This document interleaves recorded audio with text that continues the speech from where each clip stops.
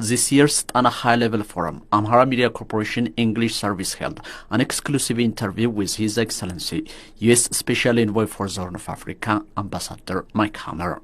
President Biden doesn't talk about the atrocities, human rights violations in Amhara region. He singled out only the Tigray situation. Could that help for peace? Yeah, no, of course, and rest assured, President Biden, his administration, the work that I'm doing here is, in fact, to address and help end human rights violations, whether they happen in Amhara, in Tigray, in Afar.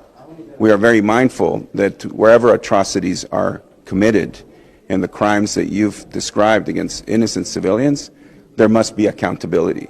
And you know that we support efforts both by the Ethiopian government and others to achieve that accountability. There should be justice. But what is really important now is that we focus on efforts to try to get the parties to stop fighting. Or does the United States support an independent investigation of human rights abuses outside Tigray, in Afar, in Amhara? Do you support that?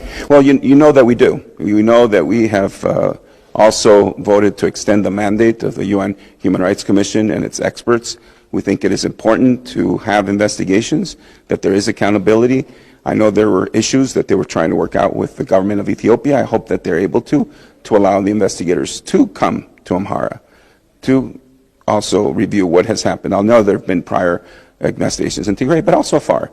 And yes, I mean, I think that that is helpful to Ethiopia in general to know what has happened, and for the victims. We have to think of all the suffering. And these things keep happening, and it is so important to try to achieve justice and to make it clear that those that commit these kinds of horrible acts will be held to account, and to ensure that no one in the future thinks that they can get away with it. Being a channel for arms smuggling into Tigray, or in many different ways, even Tigrayan refugees were recruited as soldiers there. So why are you leaving aside Sudan?